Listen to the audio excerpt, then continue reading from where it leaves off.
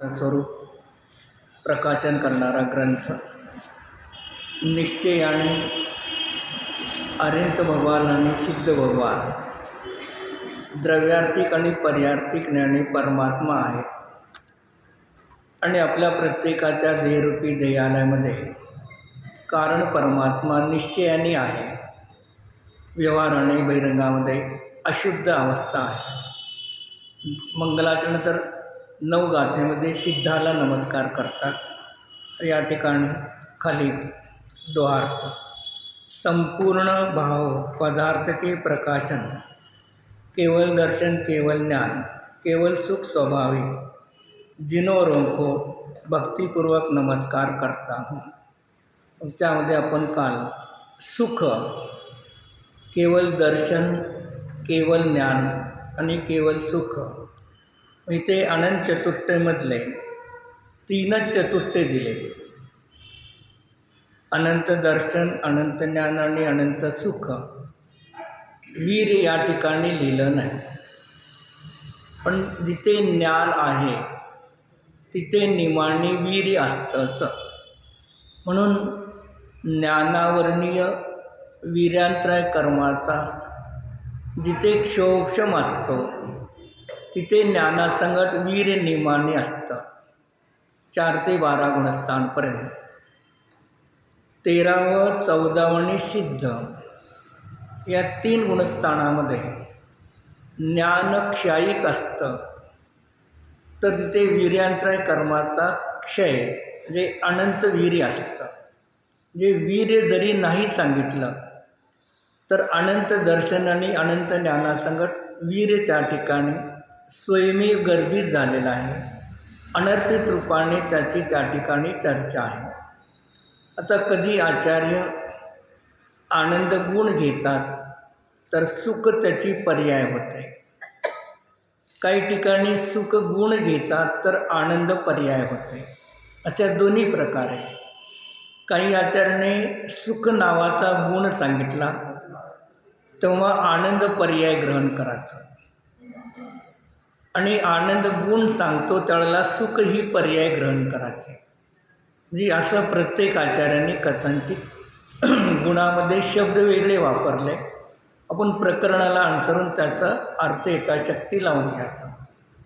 मग समजा लौकिक व्यवहारामध्ये आपल्याला काय परिचित आहे? सुख परिचित आहे का आनंद परिचित आहे?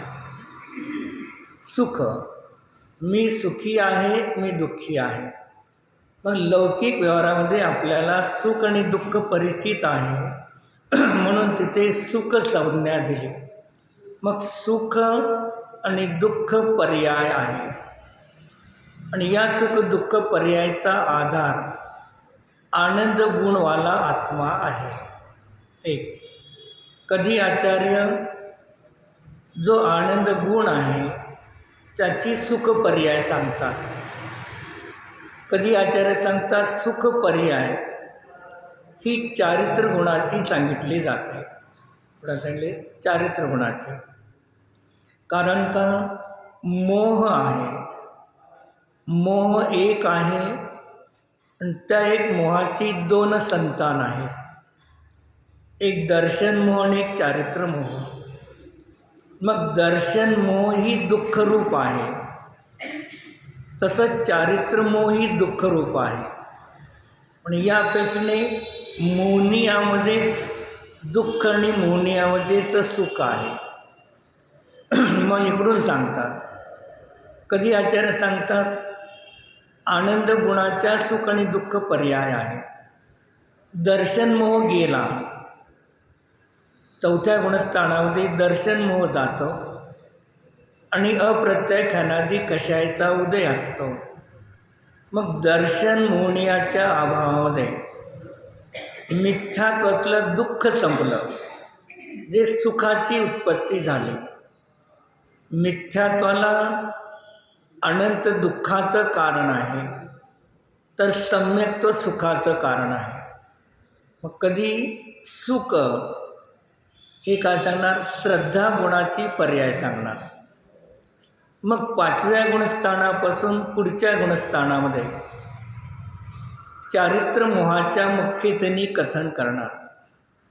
मग दर्शन मोहातलं दुःख संपलं, पण चारित्र मोहण्यामधले अनेक दुःख आहे.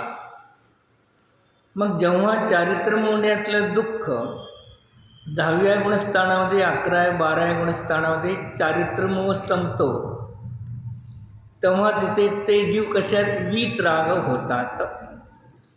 मग जे वीतराग आहेत ते सुखी आहेत आणि जे सराग आहेत ते दुःखी आहेत. मग असं श्रद्धा आणि चारित्र दोन गुणाच्या पर्यायाला काही ठिकाणी आचार्यांनी सुखामध्ये घेतलेला आहे. आणि 8 कर्मामध्ये एक वेदनीय कर्म आहे. मग त्या वेदनीय कर्माचं कार्य सांगितलं. वेदनीय कर्माच्या उदयामध्ये जीवाला अनुकूल सामुग्रीची उपलब्धी होणे. वेदनीय म्हणजे 7 वेदनीय कर्माच्या उदयाचं निमित्त असताना अनुकूल सामुग्रीची उपलब्धी होणे अस्थिरूपाने, नास्तिरूपाने प्रतिकूल सामुग्रीची अनुपलब्धी उत्पत्ती न होणे, हे 7च्या अपेक्षेने कथन केलं. असातामध्ये प्रतिकूल सामुग्रीची उपलब्धी आणि अनुकूल सामुग्रीची अनुपलब्धी हे वेदनीयाचे 7 असाता 2 भेद करताना इथे सांगितलं. मग वेदनीय कर्माच्या क्षोक्षमामध्ये अनुकूल किंवा प्रतिकूल सामुग्री फक्त उत्पन्न होते. सांगते अनुकूल किंवा प्रतिकूल सामुग्रीचा सद्भाव आणि अभाव आहे. पण अनुकूल आणि प्रतिकूल सामुग्रीच्या सद्भावात अभावात जीव सुखी दुःखी होतो. सामुग्री सुखी दुःखी होत नाही, करतही नाही. पण जीवामध्ये सुखदुःख रूप परिणती होत असताना बहिरंग निमित्त सामुग्रीचा सद्भाव किंवा अभाव दाखवला. जे सामुग्री पुण्याचा उदय हे तुम्हाला सुख किंवा दुःख देत नाहीत. त्या सामुग्रीच्या सद्भावात तुम्ही स्वयं सुखरूपाने परिणमन करता, तेव्हा तुम्ही स्वतः सुखी झाला. आणि त्या सामुग्रीच्या सद्भावात तुम्ही स्वयं दुःखी होता, तेव्हा तुम्ही स्वतः दुःखी झाला. मग सामुग्री सुखाला कारण का दुःखाला कारण आहे? सामुग्री सुखाला कारण नाही, दुःखाला कारण नाही. आपला राग द्वेष इष्ट अनिष्ट परिणाम सुख दुःखाचं कारण आहे. समजा आपण चैतन्यासाठी मुलगी बघत होतो. मग बरेच दिवस गेले, जमिना योगायोगाने मिळाली कन्या. मग आता सुनबाई सामुग्री मिळाली नाही, झाला चला आपल्या मुलाचा विवाह झाला, आता सुखरूपात. पुढे सुनबाई म्हणली मला घरीच यायचं नाही, तुमच्या मुलाला पण पाठवणार नाही. मग सुनबाई अनुकूल का प्रतिकूल? आपल्याप्रमाणे वागत होते, मग तिला आपण अनुकूल म्हटलं, सुखाला कारण. आणि ती समजा उद्या प्रतिकूल झाली. प्रतिकूल म्हणजे आपल्या म्हणण्याप्रमाणे न ऐकणे, याचं नाव प्रतिकूल. मग ती सुनबाई का झाली आता दुःखाला कारण. मग ती आहे का? तिच्या सद्भावामध्ये मी सुखी दुःखी झालो. जे सामुग्री ना सुखाला कारण आहे ना दुःखाला कारण आहे. सामुग्री सामुग्रीच आहे, त्याला दुःख किंवा सुख नाही. मग तसं इथे वेदनीय किंवा आनंद गुणाच्या 5 पर्याय सांगितल्या. पुण्यादीपिका वाचल्याचं तर महाराजांनी त्या ठिकाणी आनंद गुणाच्या 5 पर्याय सांगितल्या. एक पंचेंद्रिय जनित सुख किंवा आनंद, पंचेंद्रिय जनित सुख एक. दुसरं मानसजनित सुख, पंचेंद्रियजनित सुख, मानसजनित सुख. तिसरा प्रशमजनित सुख. चौथं एकदेश अतींद्रिय सुख. आणि 5वं अनंत अतींद्रिय सुख आणि 6व्या अपेक्षेने अव्याबात अनंत अतींद्रिय सुख, जी आनंद गुणाच्या 6 पर्याय आहेत. इंद्रियजनित, 5 इंद्रियजनित, मानसजनित, प्रशमजनित, एकदेश अतींद्रिय सुख, अनंत अतींद्रिय सुख आणि अव्याबात अनंत अतींद्रिय सुख, या आनंद गुणाच्या 6 पर्याय सामान्य रूपाने. आता सुखामध्ये आणि दुःखामध्ये त्याचे भेद प्रभेद पुष्कळ होतात. कुणाच्या घरी आपल्याला जेवायला बोलवलं आणि त्यांनी विचारल्याने आपण सांगितलं नाही. भोजनाला गेलो, आपल्याला गोड आवडतं, त्यांनी तिखट करून दिलं सगळं. काय झालं? दुःख झालं. दुसरीकडे गेलो, आपल्याला पाहिजे असे गोड सामग्री मिळाली, मग ते काय झालं? पंचेंद्रियजनित सुख किंवा दुःख दोन्ही घ्यात आपण सुखाच्या बाबतीने. त्यानंतर मानसजनित, जे मनाला जे आपली इच्छा आहे त्याप्रमाणे पदार्थाची सामग्रीची उपलब्धी झाल्यानंतर जे सुख होतं त्याला मानसजनित सुख म्हणायचं. तिसरं प्रशमजनित सुख. मग इंद्रियजनित सुख, मानसजनित सुख हे सर्वाला परिचित आहे, नाही असं नाही. पण जे प्रशमजनित सुख आहे त्या प्रशमजनित सुखाला अज्ञानी अतींद्रिय सुख मानतो, ही विपरीतता आहे. मग आता प्रशम कशाला म्हणायचं? लेश्या आणि कषाय, लेश्या आणि कषायाच्या मंदतेमध्ये अंतरंगामध्ये शांती प्राप्त होणे, निराकुलता प्राप्त होणे, त्याला प्रशमजनित सुख म्हणतात. उदाहरण देतो त्याचं मी सामान्य रूपाने. काय केलं? लेश्या आणि कषायाच्या मंदतेमध्ये उत्पन्न झालेलं ते प्रशमजनित सुख. मग समजा जसा हिंदू धर्मात घ्या एक उदाहरण. ज्ञानेश्वराला, तुकारामाला लोकांनी पुष्कळ त्रास दिला. मग पुष्कळ त्रास दिल्यानंतर अंतरंगामध्ये त्यांना बदला घेण्याचा भाव नाही. काय? अंतरंगामध्ये बदला घेण्याचा भाव नाही आणि बहिरंगामध्ये दुसऱ्याला अपशब्द बोलत नाही. याला काढायचं प्रशम. जे लेश्या आणि कषायाच्या मंदतेमध्ये पहिल्या गुणस्थानामध्ये हे जे सुख प्राप्त होतं त्याला प्रशमजनित म्हणतात. आणि हे पण कसं आहे? हे सुखसुद्धा मनाच्या माध्यमातून उत्पन्न झालेलं आहे. आणि हे 3 सुख कसे आहेत? सुखाभास आहेत. इंद्रियजनित, मानसजनित आणि प्रशमजनित सुख हे सुखाभास आहेत, सुख नाही.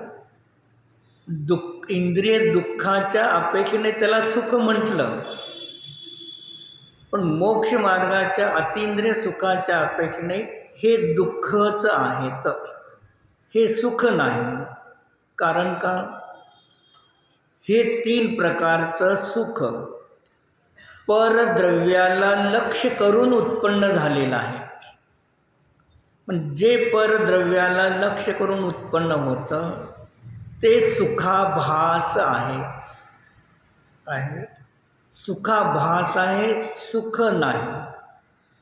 जसं आपण उदाहरण पाहतो, वाळवंटामध्ये हरणाला तहान लागलेली आहे आणि तो हरण एका ठिकाणी बसलेला आहे आणि त्याची दृष्टी बाहेर जात आहे. तेव्हा त्याला तिथे काय दिसतं? जल दिसतं. कोणाला? हरणाला जल दिसतं.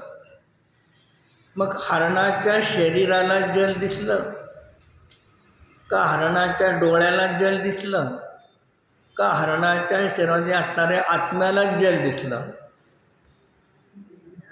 हां, हे इंद्रिय जे सगळे बाहेर आहेत, शरीर आहे, इंद्रिय नाहीत असं नाही, पण ते शरीर इंद्रिया खिडक्या आहेत आणि त्या खिडकीमध्ये बसणारा जो आत्मा जीव आहे त्याच्या ज्ञानामध्ये त्याला जल जल जाणवीत आलं. मग हरणाचं ज्ञान खोटं का खरं, विपरीत का सम्यक? मग हरणाचं ज्ञान विपरीत आहे. कारण बहिरंगामध्ये उन्हामध्ये हवा वाहत आहे तर त्या हवेला तो पाणी मानून बसला. जे बाहेरच्या वस्तूमध्ये विपरीतता नाही, जाणणाऱ्या ज्ञानामध्ये विपरीतता आहे. मग त्या हरणांनी जल जाणलं, मग तो काय करतो? तिकडे पळत जातो. कितीपर्यंत पळतो? पळतच राहतो आणि शेवटी थकतो आणि शेवटी थकून बसतो आणि प्राण गमावतो. कारण मग त्याला आपण काय म्हणतो? मृगजळ. मृगजल याचा अर्थ काय? मृग म्हणजे हरण. हरणाच्या ज्ञानामध्ये जल नसताना जलाचा जो निर्णय झाला त्याचं नाव मृगजल. पद्मपुराणमध्ये, आपल्यामध्ये पण पद्मपुराणमध्ये आहे, हिंदूमध्ये सुद्धा आहे कथा. वनवासाला गेल्यानंतर एका ठिकाणी थांबले राम, लक्ष्मण, सीता. आता रावणाला सीतेला पळवून न्यायचं आहे. मग काय करतो? आता तो त्याच्या कोणता आहे त्याला सांगतो, तू हरणाचं रूप घे, सुवर्णाच्या हरणाचं. मग तो हरणाचं रूप घेतो. रावण तिथे तर दूर थांबलेला आहे. मग ते राम, लक्ष्मण, सीता सगळेजण बसलेले आहेत. मग सीता म्हणते की हे मला मृगजळ हरिण आपल्या झोपडीमध्ये असावं. आपल्या इथे कथा, तिथे काय आहे? या हरणाची मला चोळी का जे का असेल ते शिवाचे आहे, जे हिंसा. इथे का त्याला आचरणे आपल्यापाशी ते सुवर्ण हरण राहावं, असं कुणाला भाव झाले?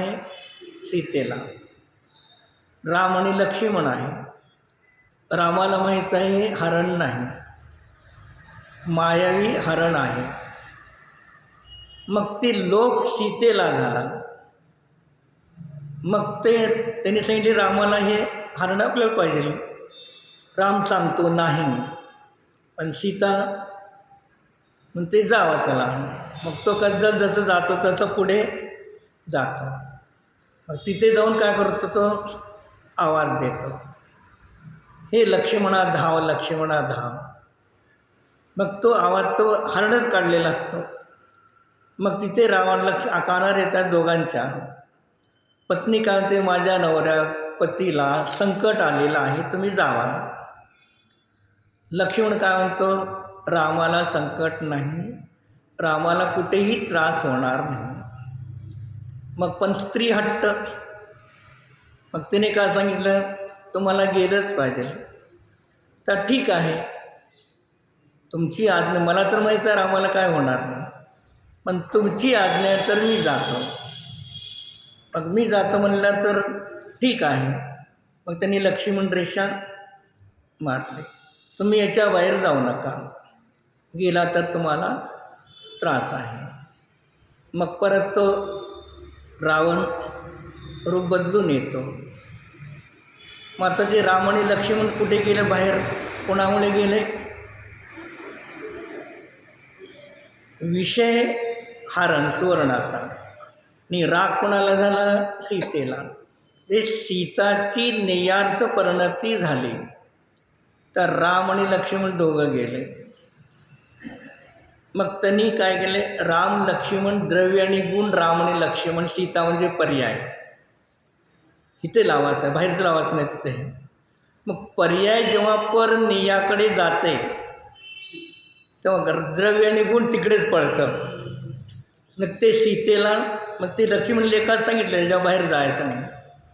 मग रावण म्हणजे आपलीच विकारी पर्याय, आपलीच विकारी पर्याय रावण, आपलीच पर्याय सीता.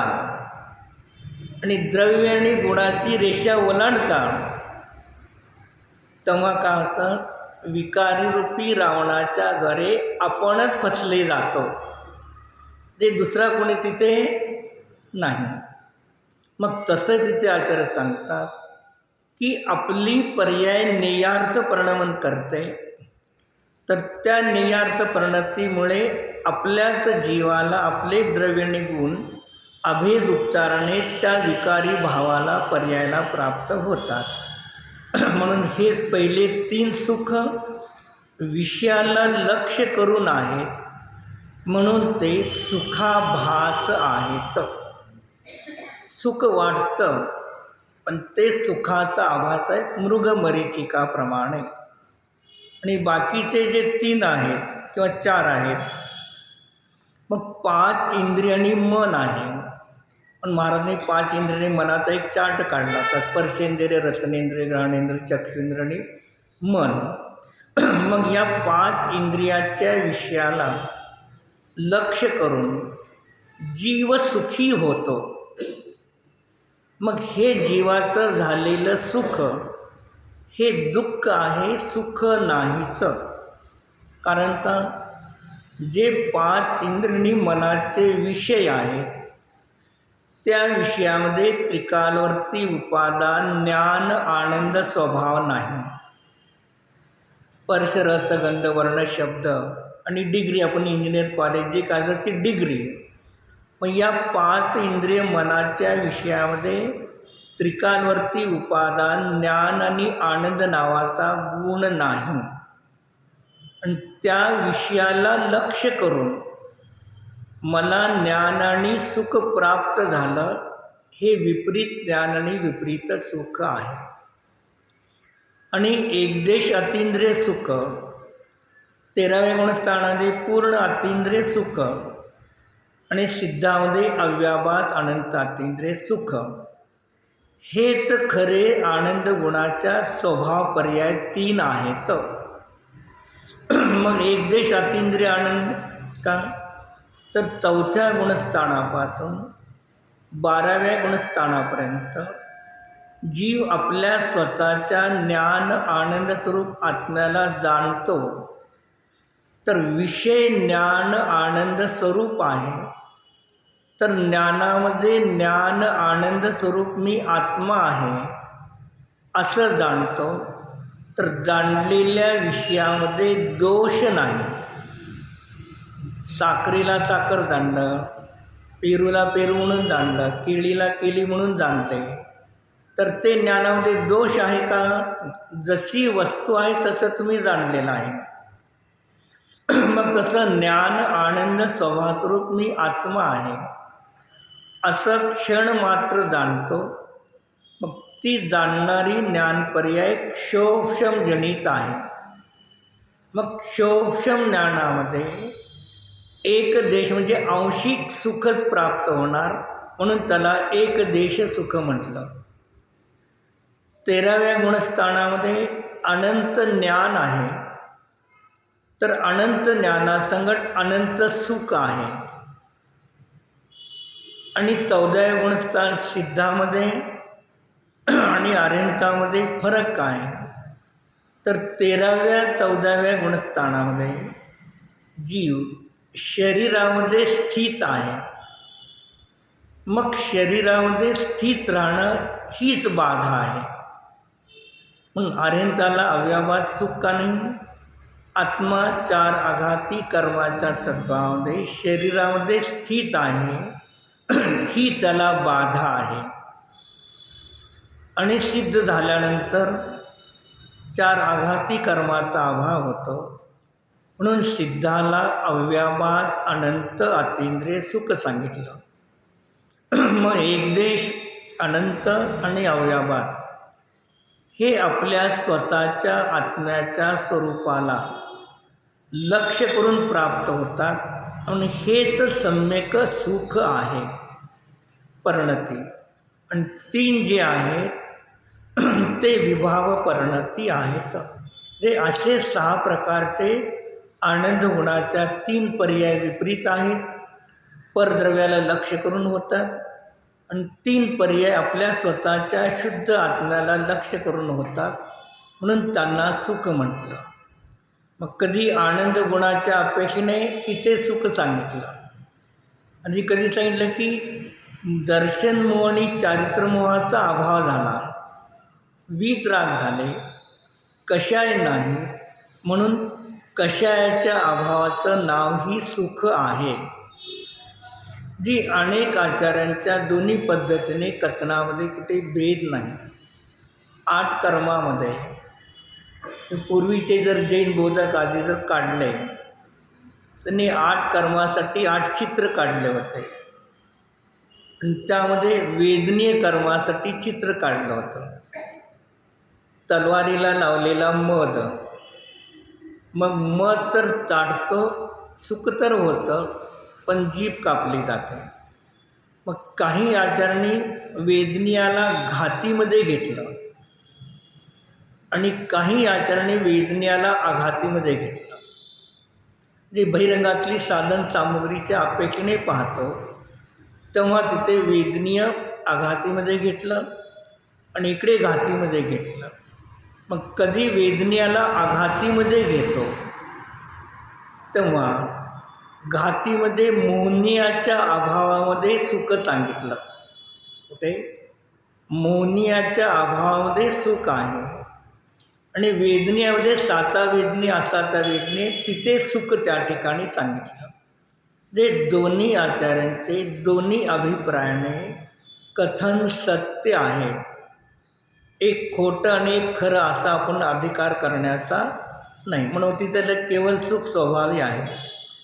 जिन्होंने जीवादि सकल पदार्थ प्रकाशित किए हैं, जिन औरों को मैं भक्ति से नमस्कार करता हूँ. मासे आनंद चतुष्टयाला धारणारे जीव, त्यांनी जीवादी संपूर्ण पदार्थाला प्रकाशित केलेलं आहे. जे जीवादी 6 द्रव्य 7 तत्व किंवा 9 पदार्थ संक्षेपाने हे सर्व पदार्थाला त्यांनी जाणलेलं आहे आणि केवळ ज्ञानाच्या द्वारे दिव्यध्वनीच्या द्वारे कथन केलेलं आहे. मासे कोण? जिनवर, जिन आणि जिनवर. मग तीर्थंकराला अरिहंतांना जिनवर म्हणतात. मग त्यांना मी भक्तीने नमस्कार करतो. पुढे केवळ ज्ञानादि अनंत चतुष्टय रूप जो परमात्मा है, उसके यथार्थ श्रद्धा ज्ञान और अनुभव रूप अभेद रत्नत्रय वह जिनका स्वभाव है, कहते हैं अनंत चतुष्टय नित्य परमात्मा है. एक सांगितलं श्रद्धा ज्ञान चारित्र अभेद रत्नत्रय आहे, भेद नाही. कारण श्रद्धा ज्ञान आणि चारित्र याला अभेद रत्नत्र आणि भेद रत्नत्र का म्हणतात? श्रद्धा ज्ञान आणि चारित्र एकाच आत्म्याच्या आधारे आहे. आधार आत्मा एकच आहे, म्हणून त्याला अभेद रत्नत्रय म्हणायचं. एक अपेक्षेने. दुसऱ्या अपेक्षेने श्रद्धा ज्ञान आणि चारित्र याचा भेद केला नाही, म्हणून अभेद रत्नत्रय. एकाच आत्म्याच्या आधारावर आधारित आहेत, म्हणून अभेद रत्नत्रय. आणि परत कसं आहे, श्रद्धा ज्ञान चारित्र गुणाचा भेद केला नाही. श्रद्धा गुणाची सम्यक दर्शन पर्याय, ज्ञान गुणाची सम्यक ज्ञान पर्याय आणि चारित्र गुणाची सम्यक चारित्र पर्याय असा भेद केला नाही, म्हणून त्याचं नाव अभेद रत्नत्रय आहे. मग असे अभेद रत्नत्रयाने युक्त जिनका स्वभाव है, पर्यायामध्ये अभेद रत्नत्रय स्वभाव आहे. त्या अभेद रत्नत्रय स्वभावाची अभेद रत्नत्रय पर्यायामध्ये प्राप्त झालेली आहे, असे त्यांना त्या ठिकाणी स्वभावाले अरिहंत परमात्मा आहे.